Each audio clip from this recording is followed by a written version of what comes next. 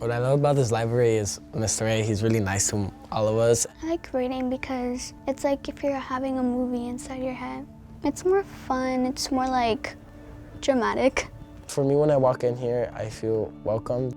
I see so much of myself in some of these kids. The way they walk down the hall, or my shoelaces are untied, but their curiosity, the hope in their eyes that every conversation is impactful, it matters, you need to be heard. My name is Dustin Alexander, and I am the librarian for the Orange County Educational Arts Academy. I started to realize that the power and impact the librarian makes can help change a person's life, not just in terms of like financially and resources. We're talking emotional health, mental health. And I knew that there was so much that I could do and give back to a community that I felt would reflect my own. I built a comic collection with the requests that they had, but none of that could have happened without them telling me what they wanted, what they needed. Even the question, why aren't these in Spanish?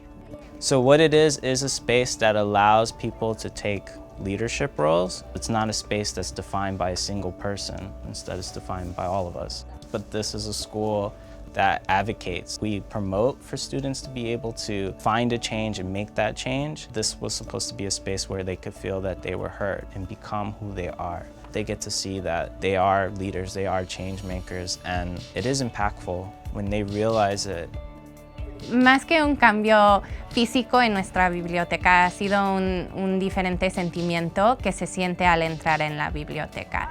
Los chicos entran aquí sintiéndose agentes de cambio que tienen una voz en que se incluye en la biblioteca, de que pueden leer aquí, de que pueden hacer y aprender aquí. Están motivados a participar en esta comunidad. Y eso ha afectado, en cambio, lo que se estudian en sus clases. Llegan los chicos con preguntas diferentes para sus maestras que realmente pueden manejar lo que se estudia ahí. I always tell the kids, you're not escaping reality with a book, you're escaping to truth. You will find a truth in there and you will bring it back and find it to be socially relevant and do something with it. The library being a safe space is really good for some people. It's also with research, but I feel like with the library it's more closed because no one decides to say anything when it happens in the library. And Mr. A, if he hears anything, he doesn't say anything. We're not here to tell you who you are, we're here to tell you who you can become. Having that conversation, having that communication, having a chance to have them be leader and knowing that that's because they will be one day. This is a place of conversation. It's about fostering who you'll become, and so it's important to protect those books. You never know which one will help change a person's life. The world doesn't have enough empathy anymore. It's something we lack.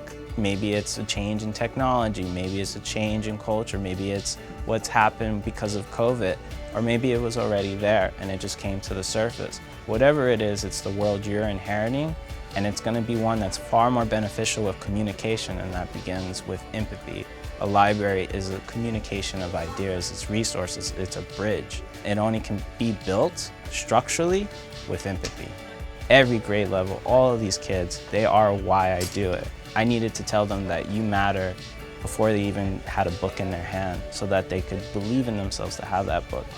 Together as a community of change makers, we can make that difference so that we can deal with the real world problems that are beyond our doorstep, that things on the horizon are something that we can also persevere and change.